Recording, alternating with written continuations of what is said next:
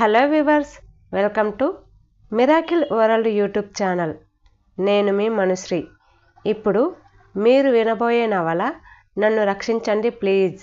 Part 2. అతడు బాగా circulation ఉన్న ముందు చూపు న్యూస్ పేపర్ క్రైమ్ రిపోర్టరు. అందుకే అతడు బండిని అకస్మాత్తుగా ఆపగానే శవం కనబడిందా అని ఎగతాళిగా అడిగింది అవంతి. కాసేపు చెట్టు క్రింద ఆ బెంచీమీద కూర్చుని కబుర్లు చెప్పుకుందాం అన్నాడు అటువైపుకు అడుగులు వేస్తూ. ఆలస్యమైతే అక్కయ్య కంగారు పడుతుంది. అంత చిన్నపిల్లవా నువ్వు, ఆవిడగారు కంగారు పడిపోవటానికి అన్నాడు నవ్వుతూ ఆగకుండా బెంచీ దగ్గరకు వెళుతూనే.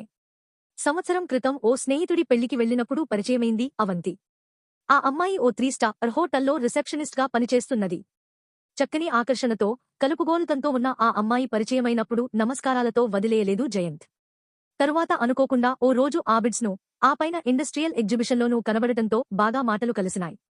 సికింద్రాబాద్లో ఉన్న ఆ అమ్మాయి పనిచేసే హోటల్ రూంలో ఓ మిత్రుడిని కలవటానికి వెళ్లినప్పుడు అతడి రాకకు చాలా సంతోషించింది అవంతి. దాన్ని అతడు తనమీద ఆమె ఇష్టానికి పచ్చజెండాలా తీసుకుని తరచూ కలవటం మొదలుపెట్టాడు. వారి ప్రేమ 3 పువ్వులు 6 కాయల్లా వెలిగిపోతున్నది. ఆ రోజు ఏ పని లేకపోవటంతో సాయంత్రం 5:30కు అవంతి కోసం హోటల్ ఎదురుగా నిలుచున్నాడు జయంత్. వస్తున్నట్లుగా ఫోను చేసి ఈ మెట్లు దిగుతూనే వెళ్లి హీరో హోడా ఎక్కేసింది అవంతి. అతడు ఆమెను తీసుకుని ప్యారడైజ్ రాణిగంజ్లో నుంచి ట్యాంక్ బండ్ మీదుగా ఖైరతాబాద్ ఈ ఓవర్ వైపుకు తీసుకువచ్చాడు. చెప్పండి, ఇంకేమీ న్యూస్ లేదా? పిఎస్. నారాయణ అవంతిని కలవటమే న్యూస్. నువ్వు అను. దాన్నే ఫ్రంట్ పేజీలో రాసేస్తాను. మీ పెన్ను మామూలు వార్తలను రాస్తుదా? అందులో ఓ అందమైన అమ్మాయి, ఓ అందమైన అబ్బాయిని ట్యాంక్ బండ్ మీద కలవటం అనే విషయం మీద.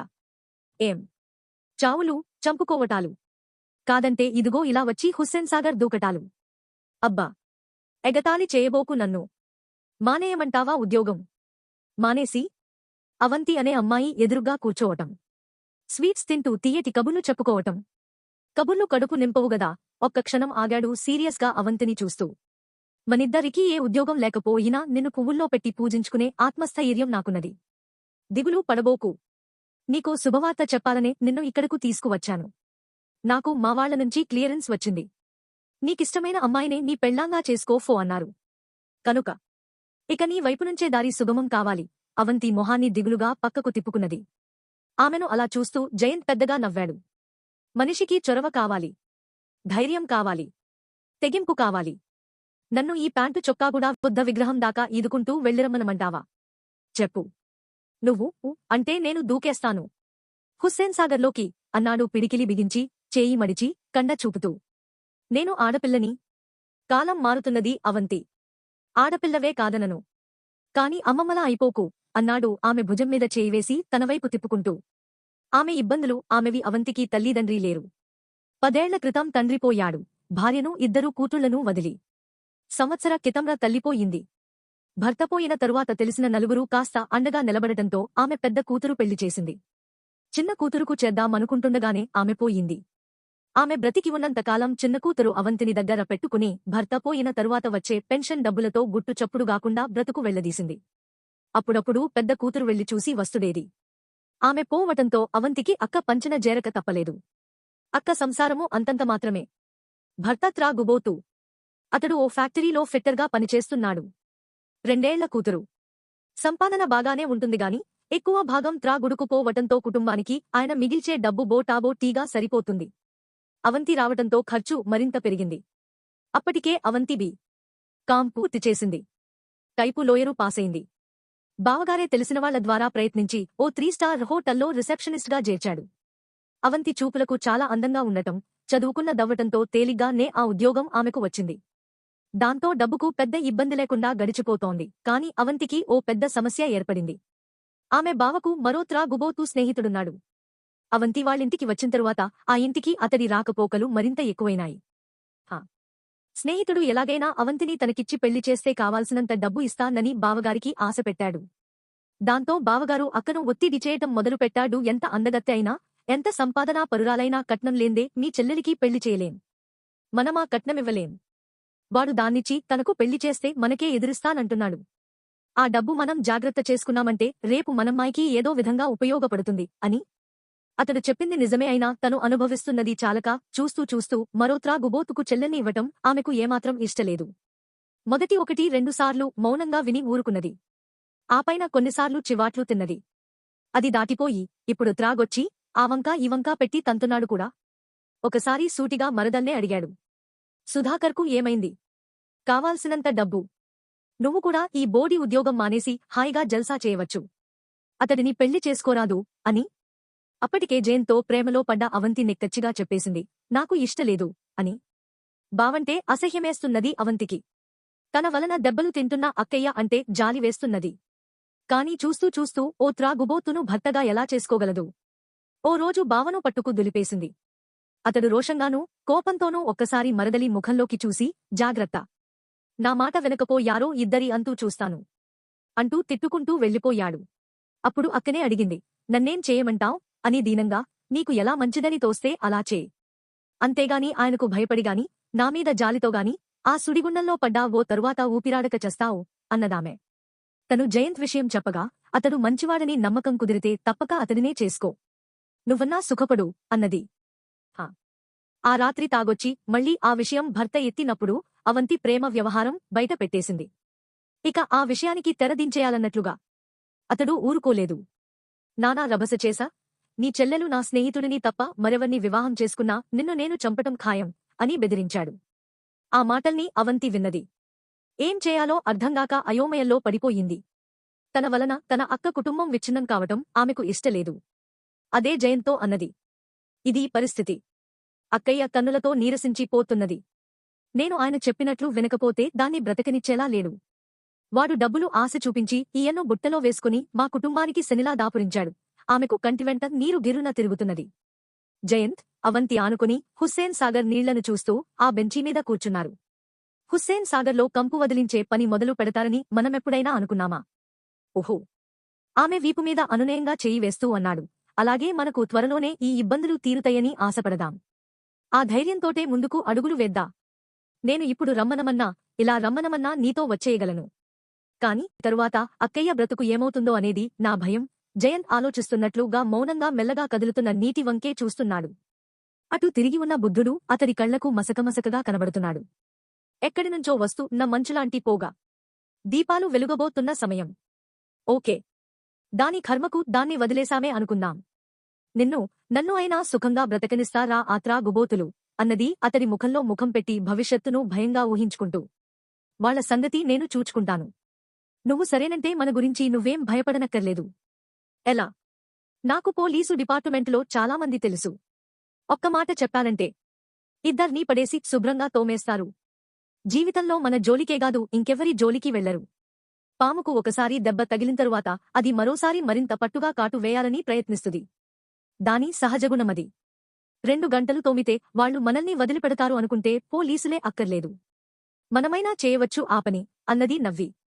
మనకు భయపడరు అలాంటివాళ్లు. పోలీసులంటేనే భయపడతారు అన్నాడు జయంత్. కాని ఒక్కటి గుర్తుచుకో జయంత్. నువ్వు ఏమైనా చేయి, మా అక్క జీవితం నాశనమవ్వటానికి వీల్లేదు. నువ్వు చెప్పిన దానివల్ల ఫలితాలు మరింత దుర్భరమవుతాయేమోనని నా అనుమానం. విసుగ్గా అటు ఇటూ కదిలాడు జయంత్. అయితే ఆ త్రాష్టుడినే పెళ్లి చేసుకో.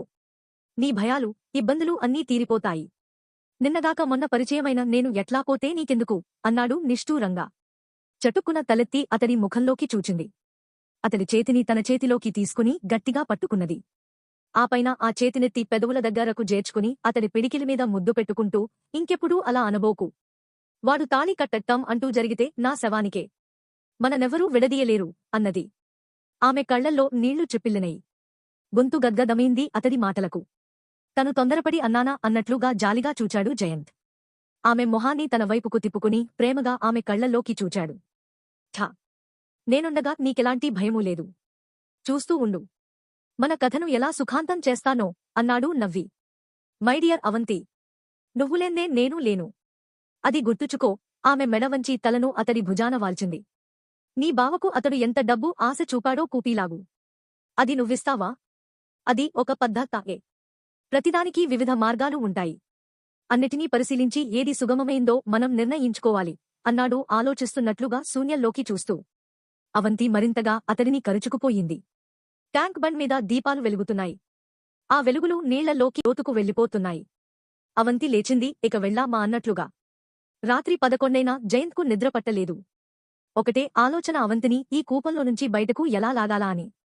ఆమెను తన భార్యగా ఎలా చేసుకోవాలా అని. ఆమె అక్క ఇబ్బందుల్లో పడకుండా ఈ చిక్కుముడిని ఎలా విడదీయాలా అని. ఫోను మ్రోగింది. మంచం మీద పడుకునే కుడిచేత్తో రిసీవర్ ఎత్తి హలో అన్నాడు. హలో హలో రక్షించండి రక్షించండి, నన్ను చంపేస్తున్నారు, నా గొంతు పిసికేస్తున్నారు, అయ్యో గొంతు. కంఠం నీరసపడిపోతుండగా ఫోన్ కట్ కాలేదుగాని మాటలు ఆగిపోయినాయి. ఒక్క ఉదుటున లేచి కూర్చున్నాడు జయంత్. హలో హలో పెద్దగా అరిచాడు. అవతల నుంచి ఎలాంటి సమాధానం లేదు. ఏ శబ్దాలు వినబడటం లేదు. పైగా ఫోన్ కట్ అయిన శబ్దాయింది. విసురుగా రిసీవర్ను క్రెడిల్ మీద పడేసి లేచి దబదబా ప్యాంటు, చొక్కా వేసుకుంటూ టైం చూచాడు. సరిగ్గా 12 గంటలు. హీరో హోడాను బయటకు తీసి రోడ్డు మీదకు ఒక్క దూకు దూకించాడు. అవంతిని వాళ్ల బావ గొంతు పిసికి చంపేయటం లేదుగదా. అతడి మెదడులోని నరాలన్నీ ఫట్మంటున్నాయి. అదే గనుక జరిగితే తను బ్రతకలేడు. అతడి కళ్ళు రక్తాన్ని చిమ్ముతున్నాయి. తను వాళ్లను ఇక బ్రతకనీయడు. రోడ్ల మీద ఇంకా కార్లు, స్కూటర్లు నడుస్తూనే ఉన్నాయి. చాలా వరకు ఆటో స్టాండుల్లో పెట్టి ఉన్నాయి. దీపాల వెలుగులో నల్లని రోడ్లు మెరిసిపోతున్నాయి. అక్కడక్కడ స్వీపర్లు రోడ్లను ఊడుస్తున్నారు. అవంతికేమీ కాగూడదు, అవంతికేమీ కాగూడదు అన్నదే అతడి బుర్రనిండా హోరుమంటున్న శబ్ద. జయంతికి తెలుసు అవంతి ఇల్లు. అతడెప్పుడూ ఆ ఇంట్లోకి వెళ్లకపోయినా ఆ ఇంటికి కొద్ది దూరంలో తన బండిమీద నుండి దిగి ఆమె వెళుతుండగా చాలాసార్లు చూచాడు. అతడు ఆ సందులోకి తిరిగాడు. వెలగని మునిసిపల్ దీపాలు అతడిలోని భయంలాగానే ఆ వీధిని చీకటితో చుట్టివేసినాయి. హీరో హోడా దీపం ఆ చీకటిని చురకత్తిలా చీల్చుకుంటూ బండిని ముందుకు తీసుకువెళ్లేది. అతడు భయపడ్డా తా అయ్యేలాగున్నది. అతడి గుండె దడదడలాడుతున్నది. ఆ ఇంటి ముందు జనం పోగై ఉన్నారు. ఆ ఇంట్లో దీపాలు వెలుగుతున్నాయి. తెరిచి ఉన్న కిటికీలో నుంచి కేకలు వినబడుతున్నాయి. బండి మీద నుంచి ఒక్క దూకు దూకాడు జయంత్. రోడ్డు పక్కగా నిల్చుని ఉన్న ఓ లావుపాటి ఆమె దగ్గరకు వడివడిగా 4 అడుగులు వేసి ఏమైంది అన్నాడు ఆదుర్దాగా. ఏముందయ్యేటందుకు, మామూలే. త్రాగుబోతు వెధవ పీకలదాకా త్రాగొచ్చి పెళ్లాన్ని చితకబాదుతున్నాడు అన్నది మెటికలు విరుస్తూ. లోపల నుంచి నలుగురు బక్కగా ఉన్న అతడిని బయటకు లాక్కువచ్చారు. వెనగ్గా అవంతి వచ్చింది. వాకిట్లో ఉన్న హీరో హోడాను, దానికి 4 అడుగుల దూరంలో ఉన్న ఆమెతో మాట్లాడుతున్న జయంత్ను చూడగానే ఆమె ముఖం తెల్లగా పాలిపోయింది. పెదవులు వణకసాగినై తడబాటుతో, అవమానంతో నిండిన కళ్లతో తల వాల్చుకుని అతడి దగ్గరకు వచ్చింది. జయంత్ ఏమైంది ఆదుర్దాగా అడిగాడు. అక్కయ్యను బావతంతున్నాడు. ఇప్పుడు చంపేస్తున్నాడని ఫోను చేసింది నువ్వు కాదా ఆశ్చర్యంగా ఆమెనే చూస్తూ అడిగాడు. ఫోనా? నేనా? లేదే. అసలు మా ఇంట్లో ఫోనే లేదే అవాక్కైపోయాడు జయంత్. అతడి బుర్ర అతివేగంగా పరుగెత్తసాగింది. సరాసరి పోలీస్ కంట్రోల్ రూకు దూసుకువెళ్లాడు. అదృష్టవశాత్తు అక్కడ డ్యూటీ మీద తనకు తెలిసిన ఇన్స్పెక్టరే ఉన్నాడు. జయంత్ను చూస్తూనే ఏవిటి ఈ అర్ధరాత్రి దాడి అంటూ నవ్వుతూ ఆహ్వానించాడు. తనకొచ్చిన ఫోను సంగతి చెప్పి సిటీలో ఉన్న అన్ని స్టేషన్లోనూ కనుక్కున్నారు. వైర్లెస్ లేని చోటకు ఫోన్ను చేశారు. తనకు ఆ ఫోన్ కాల్ వచ్చి గంటైనా ఇంకా ఏ పోలీసు స్టేషను ఎలాంటి ఫిర్యాదు అందలేదు. ముఖ్యంగా అతడి ఆదుర్దా తన నంబర్కే ఆ కాల్ వచ్చింది అంటే ఆ ఆపదలో చిక్కుకున్నది తనకు తెలిసిన వాళ్లే అయి ఉండాలి. 4 ఈ 900 లెక్క తేలేటంత వరకు ఇంటికి వెళ్లే ప్రశ్నే లేదు అన్నాడు కఠినంగా జయచంద్ర. ఎదురుగా రాఘవ చేతులు కట్టుకు నిలబడ్డాడు. పొద్దున్నే వస్తూనే చూస్తానండి. బాబుకు జ్వరంగా ఉంది.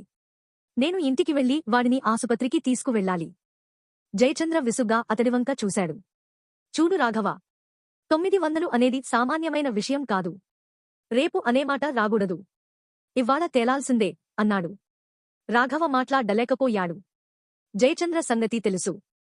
900 కాదు, 9 పైసలు తేడా వచ్చినా ఊరుకుండే మనిషి కాదు. అది హైదరాబాద్లో మంచి సెంటర్లో ఉన్న పెద్ద డిపార్ట్మెంటల్ స్టోర్సు. అక్కడ గుండుసూది నుంచి ఏనుగుదాకా ఏం కావాలన్నా దొరుకుతుందనేది సామెత లాంటిదైనా ఇంట్లోకి కావాల్సిన ఏ వస్తువు అడిగినా లేదు అనే సమాధానం మాత్రం రాదు. జయచంద్ర దాన్ని భార్య సృజన పేరు మీద పెట్టి 10 సంవత్సరాలయింది. క్వాలిటీ సరుకులే అమ్ముతాడు.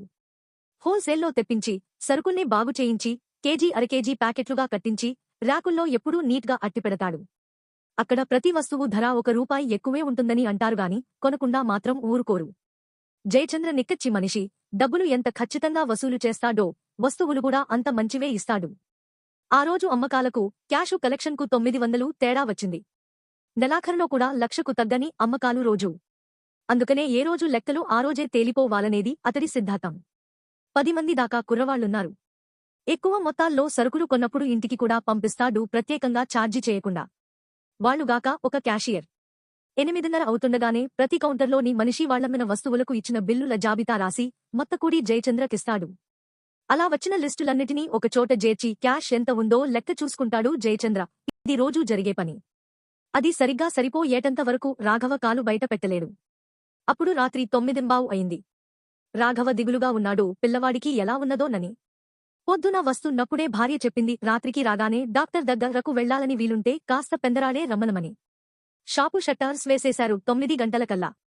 జయచంద్రకు వెనక పక్కగా ఓ గది ఉన్నది.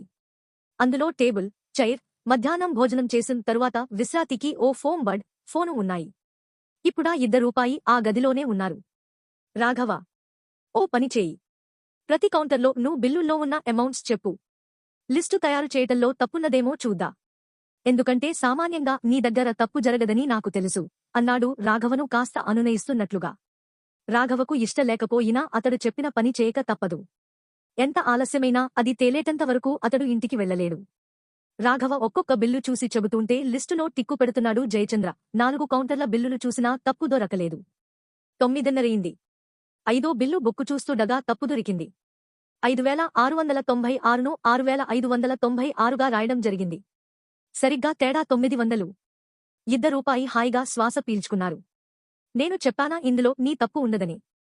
ఈ లిస్టు తయారు చేసింది ఎవరు? వెంకట్రావు గదు. రేపు నన్నొకసారి కలవమని చెప్పు. ప్లీజ్. రాఘవకు తెలుసు రేపు వెంకట్రావుకు ఓ గంటసేపు జుట్టు పీక్కోక తప్పదు ఈయన తీసుకునే క్లాసుకు. జేబులో నుండి 50 రూపాయలు తీసి రాఘవకు ఇస్తూ ఇంటికి ఆటోలో వెళ్ళి, పిల్లవాడిని డాక్టరు దగ్గరకు తీసుకువెళ్ళు అన్నాడు అతడు లేస్తూ. తను ఇంత కష్టపడతాడు గనుకనే హైదరాబాద్లో సృజన డిపార్ట్మెంటల్ స్టోర్సుకు అంత మంచి పేరొచ్చింది. నలుగురిని ఆకర్షించగలుగుతోంది. తను పనివాళ్లతో చాలా కఠినంగా ఉంటాడనే పేరున్నా ఎవరూ తనని వదిలి వెళ్లటానికి ఇష్టపడరు. కారణం తను వాళ్ల అవసరాలను చూస్తుంటాడు. వాళ్ల ఇళ్లకు కావాల్సిన వస్తువులను ధర తగ్గించి ఇస్తుంటాడు. ప్రతి సంవత్సరం 2 నెలల జీతాన్ని బోనస్గా ఇస్తాడు. 10 అవ్వటంతో రోడ్డు మీద ట్రాఫిక్ తగ్గి అతడి మారుతి ఎస్టీం చాలా స్పీడుగా ముందుకు దూసుకుపోతోంది. ఇంటికి అరగంటలోనే చేరగలిగాడు. కారును గేటు దగ్గరే ఆపి దగ్గరకు వేసివున్న గేటును లోపలకు నెట్టి కారును లోపలకు పోనిచ్చి కారిడార్లో నిలిపి వెనక్కు వెళ్లి గేటు మూసి లోపలకు వచ్చాడు. కారులోనుంచి క్యారియర్ను, వాటర్ బాటిలు, బ్రీఫ్కేసును తీసుకుని కారు డోరు లాక్ చేసి మెట్లెక్కి లోపలకు వెళ్లేటందుకుగాను తలుపు నెట్టాడు. లోపల లైటు వెలుగుతోంది. లోపల కాలు పెట్టిన అతడు ఉలిక్కిపడేలా సోఫాలో కృష్ణమూర్తి కూర్చొని ఉన్నాడు. ఎదురుగా భార్య కూర్చొని ఉన్నది. నుదురు చిట్లిస్తూ లోపలకు వచ్చి టీపాయ్ మీద చేతిలోవన్నీ పెట్టేశాడు. హలో జయ. కృష్ణమూర్తి లేచాడు నవ్వుతూ. నీకోసమే చూస్తున్నాను. ఇక నువ్వొచ్చావు గదా సృజన ఒంటరితనం పోగొట్టటానికి. నేను వెళతాను అన్నాడు చేయిజాస్తూ. ఇష్టగానే చేయి అందించాడు జయచంద్ర. అతడు అటు వెళ్లగానే జయచంద్ర విసురుగా సోఫాలో కూర్చున్నాడు. కృష్ణమూర్తి ఎందుకు వచ్చాడు అన్నాడు చికాగ్గా. సోఫాలోనుంచి లేస్తున్న సృజన అతడి వైపు తిరిగా భార్య పుట్టింటికి వెళ్ళిందటగదా. ఏం తోచక వచ్చాడు. కూర్చొని కబుర్లు చెప్పుకుంటున్నాం అన్నది లోపలకు వెళ్లటానికి అడుగులేస్తూ.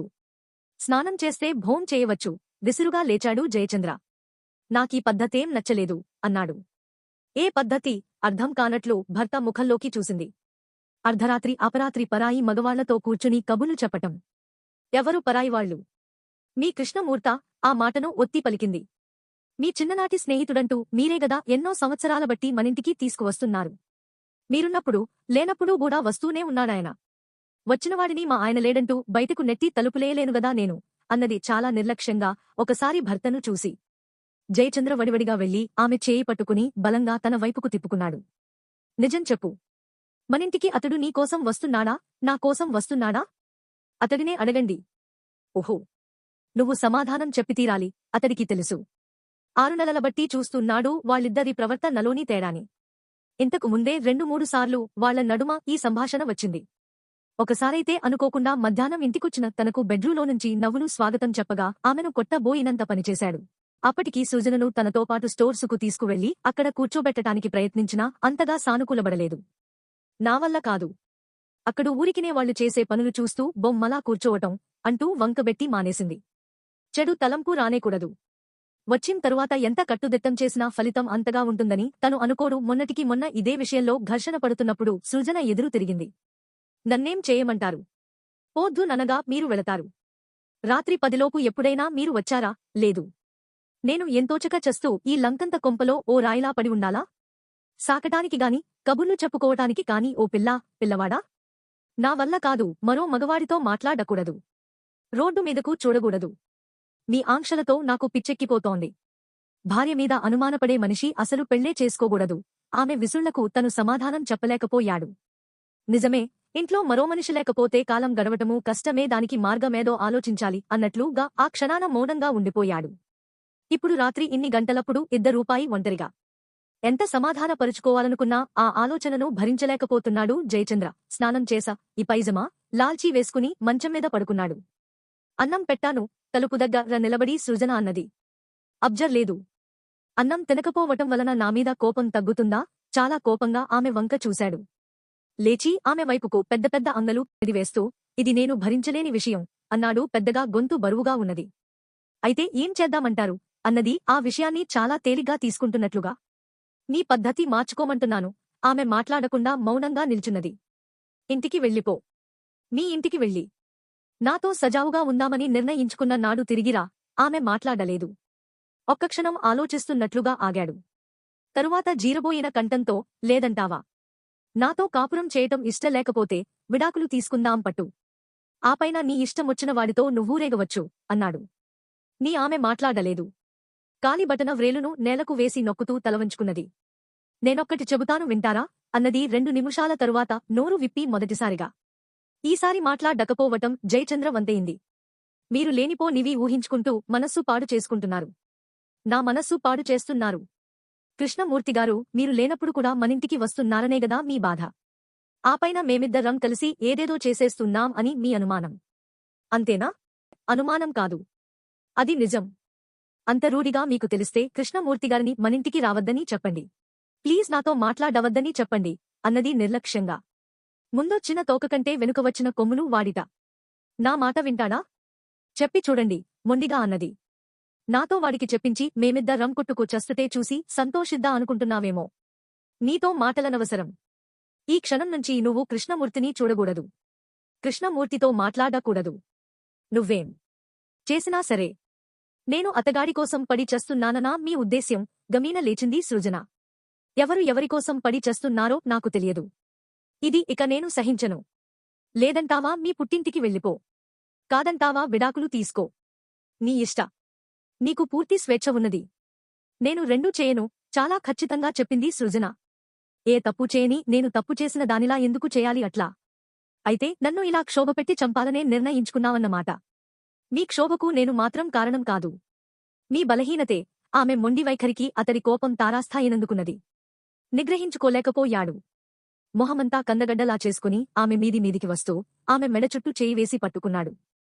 నాన్సెన్స్. తెలివిగా మాట్లాడుతున్నావనుకుంటున్నావేమో. నేను చెప్పినట్లు చేయకపోతే ఏం జరుగుతుందో తెలుసా? అరుస్తున్నట్లుగా పెద్దగా అన్నాడు.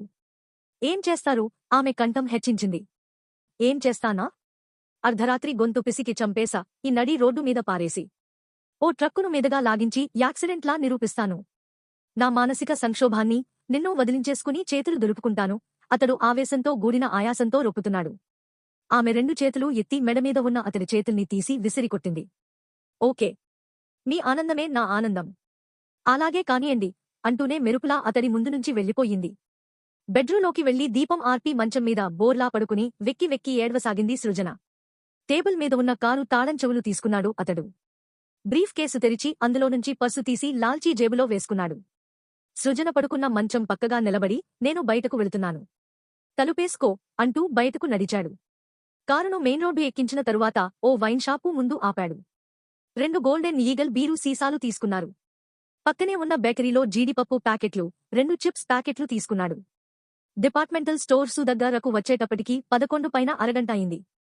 కునికిపాట్లు పడుతున్న వాచ్మన్ కారు హారన్ వింటూనే లేచి నిలబడి జయచంద్రను చూస్తూ వడివడిగా గేటు తెరిచాడు. జయచంద్ర స్టోరు వెనుకగా ఉన్న తన పర్సనల్ రూమ్ తాళం తీసి, బాటిల్స్, పొట్లాలున్న పోలిన్ కవరు తీసుకుని లోపలకు వెళ్లి లైటు, ఫ్యాను వేసుకున్నాడు. జయచంద్ర అప్పుడప్పుడు అలా రాత్రిళ్ళు వచ్చి లెక్కలు చూసుకుంటూ కూర్చోవటం, ఏ తెల్లవారుజామునో నిద్రపోవటం అలవాటే. మీద కూర్చుని లాల్చీ విప్పి హ్యాంగర్కి తగిలించాడు. బీరు బాటిల్ ఓపెన్ చేసి గ్లాసులో పోసుకుని నురుగు తగ్గిందాకా 2 నిమిషాలు ఆగి గ్లాస్ ఎత్తి గడగడ మొత్తం ఒకేసారి త్రాగేశాడు. మళ్లీ గ్లాసులో బీరు పోసి చిప్స్, జీడిపప్పు పొట్లాలు చింపాడు. జీడిపప్పు తీసి నోట్లో వేసుకుంటూ మంచం మీద నుంచి కుర్చీలోకి మారి కాళ్లు మంచం మీదకు జాపి పెట్టుకుని మెడ వెనక్కు వంచాడు. తను వాళ్లను గురించి సృజన అన్నట్లుగా ఊరికినే అనుమానపడటం లేదుగదా? నో, అతడి కళ్ళు ఎర్రబడినాయి. వాళ్ల చూపులు, వాళ్ల నవ్వులు, వాళ్ల సైగలు తను ఆ మాత్రం కనిపెట్టలేనంత వెధవ కాదు. వీళ్ల వ్యవహారానికి తను ఏదో విధంగా అడ్డా కట్టవేయాలి. గ్లాసెత్తి సగం బీరు త్రాగేశాడు మళ్ళీ. అసలు కృష్ణమూర్తినే నిలవేస్తే నీ భార్యే కావాలని మీదమీద పడుతుంటే నోరుమూసుకు కూర్చోగలిగినంత ప్రవరాఖ్యుడిని కాదే నేను అని వాడంటే. అవును, తన బంగారం మంచిది కానప్పుడు పరాయివాడి మీద పడి ఏడవటం దేనికి? అతడి కళ్ళు మరోసారి పెద్దవై నెత్తురు విరజమ్మసాగినాయి.